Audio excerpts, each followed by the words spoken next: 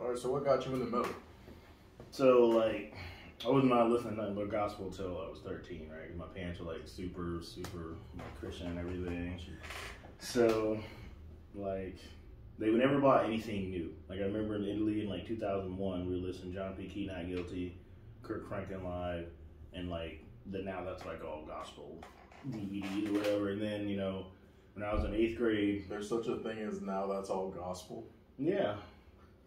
I don't know if they still do any of those now. That's what I call whatever. But yeah, they're definitely one. And then I remember in 8th grade in 2008, I was still listening to John P. Key, Not Guilty. Now that's what I call God. Like, they barely bought anything new. So it was the same old music over and over again. I think the most recent one they bought was like Kirk Franklin's Fight for My Life, whenever that came out. Like, it was the same stuff, and it was just that and whatever music you sing in church. You know, so it's the same stuff and the same whinings songs that were still on cassette that they were still playing, and like, it's time to make that change. You know, the same stuff over and over again.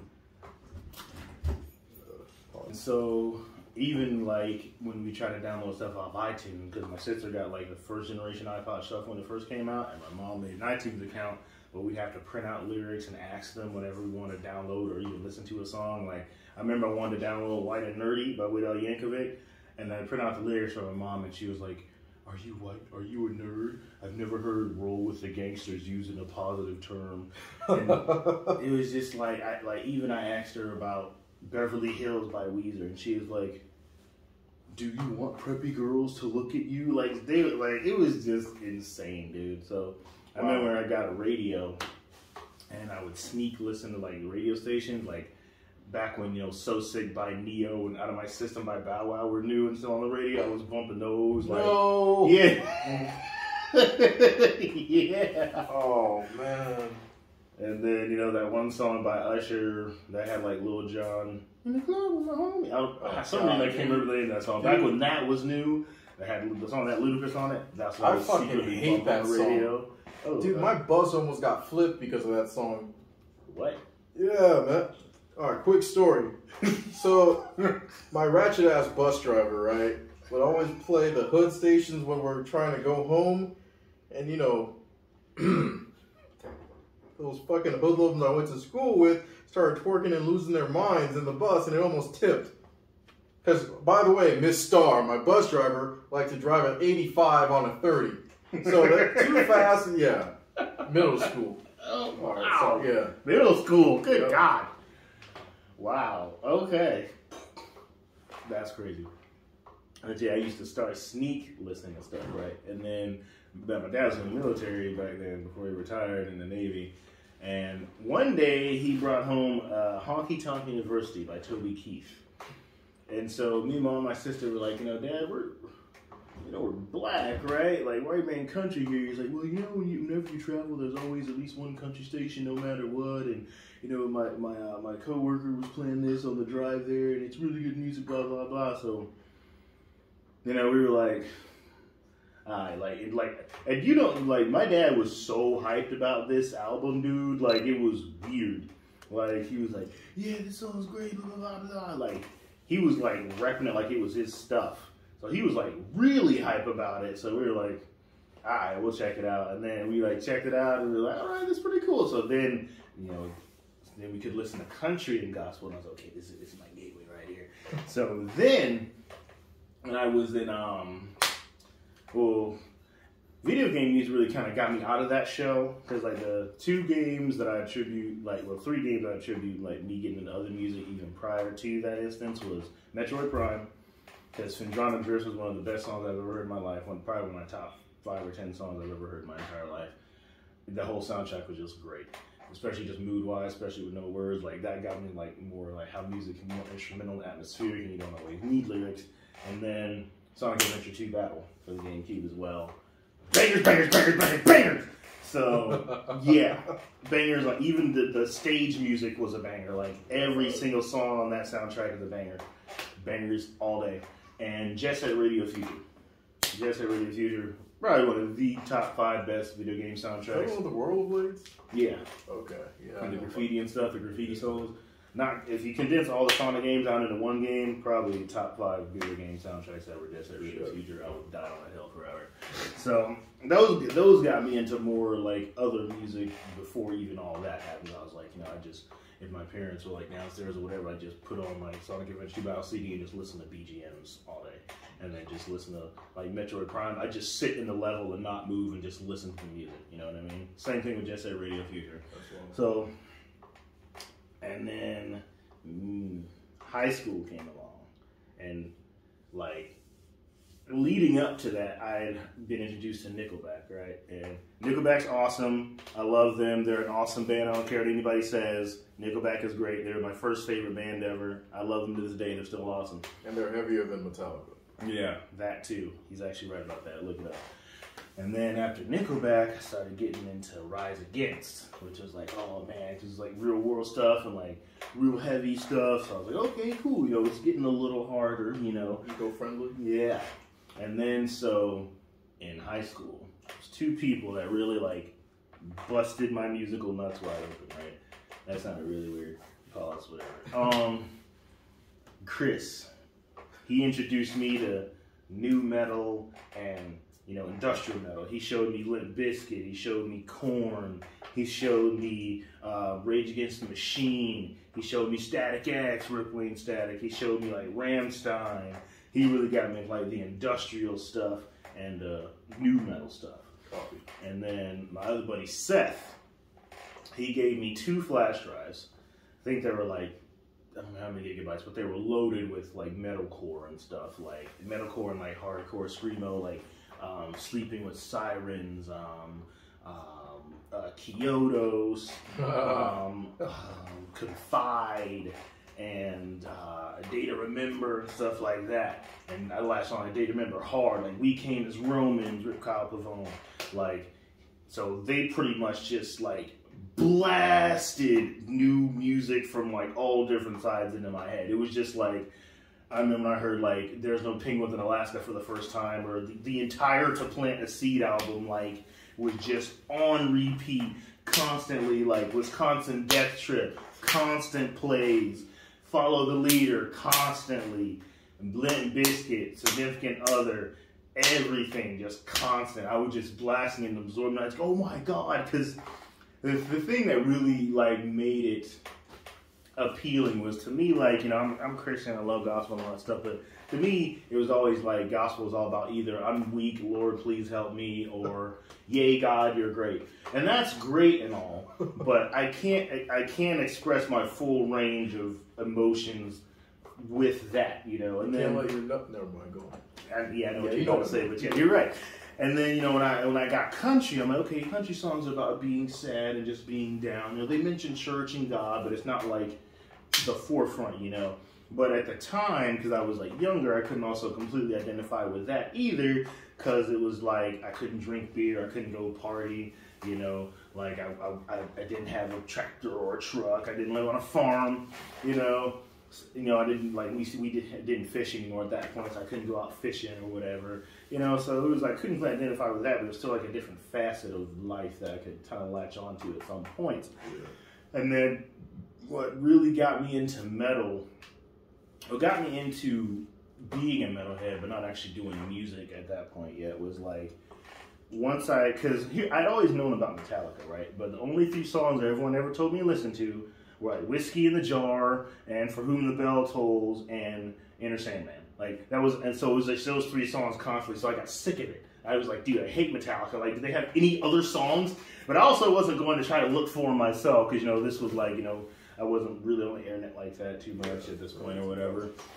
And so what really got me into being a metalhead was like my sophomore year, right? Because I had an iPod Touch by then. This was like 2010. Sophomore year in high school, and I had an iPod Touch, and I would go on iTunes and download the free single of the week because I have my own iTunes account at this point.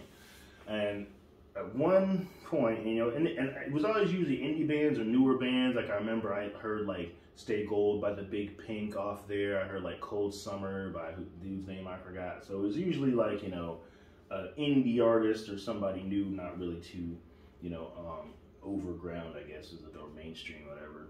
Overground. You like that overground stuff, bro? So it was like That's what we're gonna call it from now on. right, yeah, we're not mainstream, but we're not underground, we're overground. We're an overground band. We just broke the soil.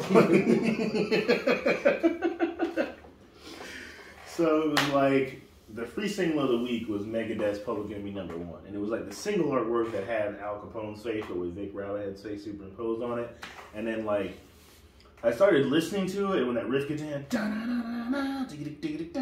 like I started headbanging for like the first time, but I didn't know what I was doing. It was just like, and I was just nodding up and down to the beat. I was like, damn, this is fucking on. I don't. Oh, well, whatever. I was like, I don't even know what I'm doing. And so I was like, ooh, because I thought Megadeth's like a newer band. So I was like, oh, you know, it's usually a newer band or indie band. It's like, oh, this will be their like first album. And then I go look them up. And I'm like, oh, this is their 13th album, because it was off the album 13, and oh, this is their 13th album, they have all these members. Oh, they have a few Metallica, I know who that band is, and I went back and looked at that. Like, oh my God, they're part of the Big Four. Oh my God, the bands were there. And then they got you by the balls. I just went down the rabbit hole with a carrot in my mouth, just hunching for it, bro. And that's when I really got into thrash, and that's where I really got, because, you know, I was having, you know, some issues at home and just, like, mentally and whatever at the time, so, like, I really need to express, like, rage and, like, pure, like, anger and hatred and misery and stuff like that. So then, like, once I got Metallica and thrash, I got the Teutonic Big Four. Oh, from across the pond, like, oh, Exodus too, because the Metallica guitarist was in Exodus, and oh yeah, dude, what? And so, you know, it just exploded, and I was like, this is hard, it's heavy, it's fast, it's technical, I love it, I want to listen to it forever. And I was like, I want more, I want hard, I want to go more brutal. And it was funny, because back in middle school, one of my brothers had given me like a fake copy of Dragon Ball Z Budokai I could play on my PS2, but it was actually a Death Clock CD, because I put it in there, and then like the audio popped up, and I was like, all I heard was like, you people out there give us more than just record sales. You give us something to hate. And I was like, what is this? He's like, oh, those are my death. He told me it was Cannibal Corpse. I guess he was like, that's my Cannibal Corpse CD. And then, so he actually introduced it to me way before then, but I didn't care about it, didn't know about it. So I'm like, yo, Cannibal Corpse. All right, so I looked him up. I'm like, yo, this is crazy stuff. Like, skull full of maggots, like the bleeding. What's your favorite back to Cannibal Corpse life? song? Even favorite Cannibal Corpse song, we talking about Barnes or Grinder era? Grinder? Ooh, man. It's a tie between Carnivorous Swarm and... There's so many good Grinder era songs. It's probably a tie between Carnivorous Swarm and Killer Be Come. The Carnivorous Swarm, man, that riff, that oh my, that riff is sick, and just the whole song is, oh my, it's amazing. I don't know why, but like my favorite Cannibal Corpse song, it's not even that crazy. It's just Evisceration Plague. I don't know why. Because it crawls. And the fucking problem, and every time I mention that song, it gets stuck in my head for the next month. Right? It's just that riff. Jump, jump, jump, jump. It's sick. It crawls. So nasty. It crawls. God damn. They're masters. All right, let's stop talking about it before I get it. Oh. What's your favorite riff, actually? You really gotta be specific about that. You know how many riffs that I've heard? Yeah, I know. Like, what's your favorite? All right, top 5 riffs. Oh.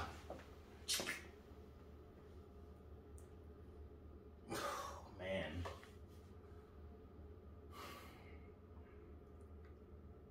Well, I gotta go with the verse/ending riff to Lucretia, which is the best song off of Rest in Peace. So it goes dun, dun, dun, dun, dun, dun, dun, dun, dun, dun, dun, and then I learned that riff, and I actually learned that the closing riff, because it goes dun dun dun dun dun dun dun dun dun dun dun dun. Alright. Like I said, those riffs are just like so bouncy and just like it goes, and like with the vocals, like those were that's like my favorite song off Rest in Peace forever.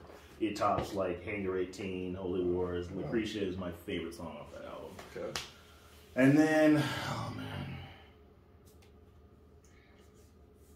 And probably the opening riffs for Killer Be Come, because just like the way they crawl with those individual notes, and then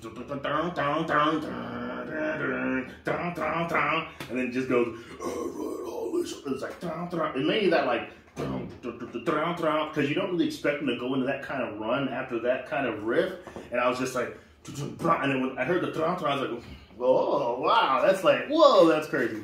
So that for sure. I had to go with like the entire Denny Earth song by Meshuggah.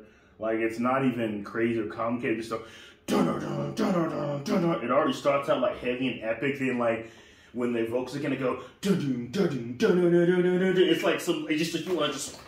Yeah. It's just and just like like they are masters at just bouncy rhythm riffs. That whole song just makes you want to like inhale the universe and just it's crazy. And let's see, that's 3. So 4.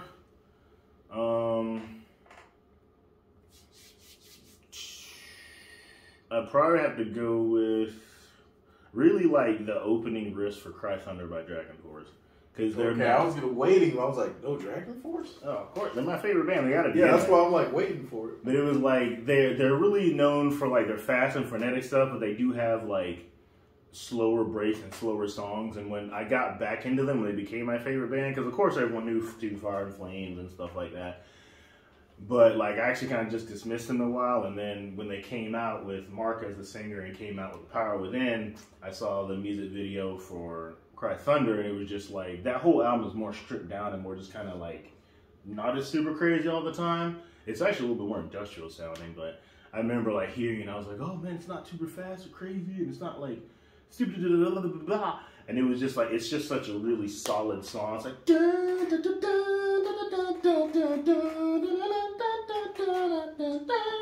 you know, and like the way the bass moves under that, and just like the vocals, it's really solid.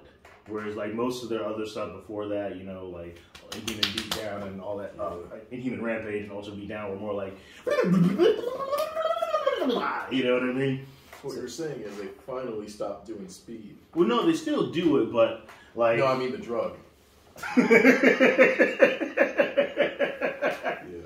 Yeah, they once ZP left, I think they actually matured into like an adult version of themselves. Like the band grew up. It come a long way. It had its far from no way home moment and finally grew up and stopped being like a child. No, they've definitely come a long way from Nigger Slut. Yes, they have. Oh man, yes they have. Just blew that out. Oh yeah, we gotta bleep that out. And 5.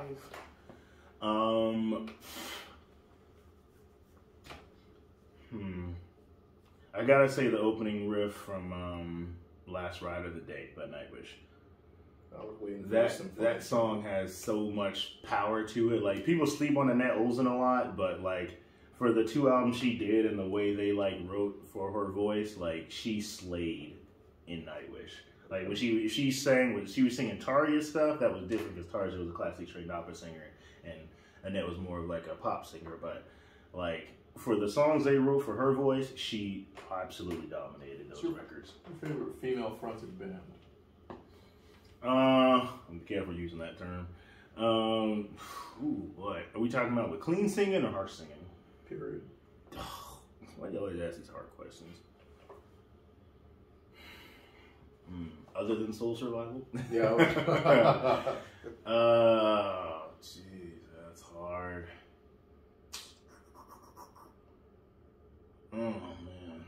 Really? I thought you know. All right, for metal. Clean or harsh singing? All right, both clean and harsh. Oh my god! Like the singer has to do both? No. Okay, so for clean. Oh man, that's hard.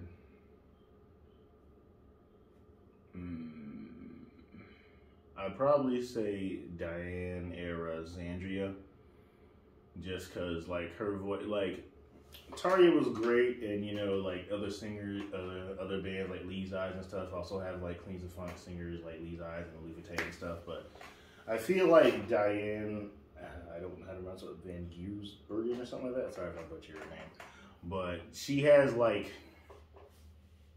her voice is like the perfect medium of like smooth, like. Even her highs don't sound like it's super like kind of piercing and shrill, and her lows are still really like smooth, and just her voice is just like her, like even if you hear her talk, like she just has like a very, very eloquent style of like talking and singing, and you just enjoy listening to her voice no matter what she's doing. Like she could be like killing your entire family, but if she's singing, you don't care. You know what I mean? Like she just has like one of the most perfect voices like ever on the planet. Okay.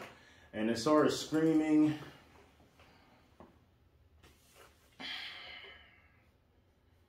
gotta go with Tatiana Shimalik from Ginger. Because, man, I forgot how I even heard about them, but someone showed me the video for, like, 6 Day Rollover, and I was like, oh my God. Like, and she went into cleans. I was like, okay, yeah. Yeah. She's got, like, insane power. Like, I like her and, what's the name of the singer from Entheos? I can't pronounce her. She's. They need to do a song together. That would collab. Like that, they would break the internet. Yeah, that would be actually, yeah, do that. Yeah. But yeah, it's top 5 riffs. All right. And what's your favorite Sons of Issachar song to play? Shere Khan. No cap, no question. It's probably my favorite song forever. Damn. Okay. What's your second favorite song?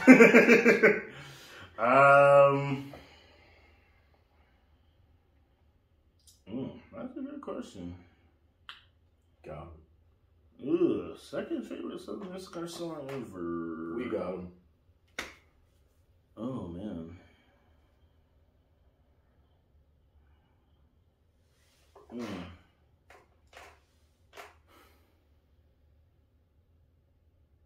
Oh, that's a good question. Probably Don't Get Comfortable. Just because it's so hard and nearly impossible to play and challenging. Yo, I forgot about that song. I don't know how you ever forgot about that. I forgot about that song. Shit. Yeah, probably Don't Get Comfortable. Yeah, okay, yeah. Oh yeah, you remember how to play that, right? I'm kind of mad that wasn't a 7-string song. Yeah. Maybe I'll do part 2. Yeah. But yeah, so that's how I got into metal and everything, but like becoming a musician wasn't really in the cards. I was just listening to metal, and you know, because like my family was pretty much against it, and like when I changed my major from zoology to music, like I like fought my parents on it for like 2 years. They're like, don't play no more music until like you go in the room and pray and God tells you to, and you know, they wouldn't let me go to my buddy's house. You know, I used my financial aid refund for my first semester of college to get a bass and amp and stuff. And me and him were learning like Alice in Chains covers and playing like rock band and stuff like that. But like, I believe it was 2013, I took my brother, it was as a birthday gift, to see Megadeth on a Super Collider tour. So, I don't know why we left so early, but we got there at noon. Like, it was at Janus Live, the show didn't start till 8, and we got there at noon. Whoa, Janus. What's that? Janus, it's in St. Pete. It's that big open arena. It's got all the apartments on all the sides, separate at one gate. I thought you meant the band first. Oh, no. The venue. And so we got there at noon. I don't know why we got there so early. But we got there. We ended up talking to Burton Bell, who's the ex-vocalist of Fear Factory. We talked to him for like 10 minutes. Really cool guy. Took a picture with him. And then we met, oh man, I can't remember the dude's name. I'm friends with him and his wife on Facebook, but we met the ex-guitarist of Nonpoint. I don't know why I can't remember his name. Oh shit, Nonpoint. Yeah. That takes me back. Yeah, we met the ex-guitarist for them. And we actually got to talk to Willie G, Dave Mustaine's guitar tech, you know, and he talked to him for like an hour or so, and he just told us like, you know, certain things that happened like behind the scenes of the band with, you know, Glenn Drover and, you know, just stories and, you know, Megadeth, you know, because he's been his guitar tech. You know, he said he saw Willie like doing something with levels or whatever. Was like, hey, you want a job? and I think he said he like never graduated high school or something because he just started working for Dave. And then talked to him, took pictures with him, and like he let my brother touch Dave Mustaine's practice amp or whatever. He's like, yeah, it's right there. You can go ahead and touch it. He's like, yeah, Joe. Yeah, and it was awesome. And then we talked to this one dude who met Dave like way back in the day, and like Dave said he actually narked Dave out because he said, hey, if I can get you this, if I can get you some drugs, can you like get Dave was like, if you can give me drugs, I'll give you this rare mega thing or whatever. And he had like some baseball jersey signed by him. And then he went and told the manager, and I guess the manager went and told Dave or something like that. And he's like, so he actually slipped into the VIP without a VIP ticket. He was like, yeah, I just want to go apologize. I didn't mean to narc him out. So he actually snuck into VIP and apologized to Dave Mustaine. And I mean, we could have snuck into VIP too. There was no security watching the VIP area. I should have went in there, but I didn't. And so that was awesome. And then, so once the concert really started, you know, Nonpoint went on first, you know, and there were like two dudes there that were also brothers, because this was like my first concert ever. And they were like, kind of got me. Yeah, that was my very first concert. Wow. And then they kind of guided me through, you know, concert etiquette, you know, pits and stuff like that.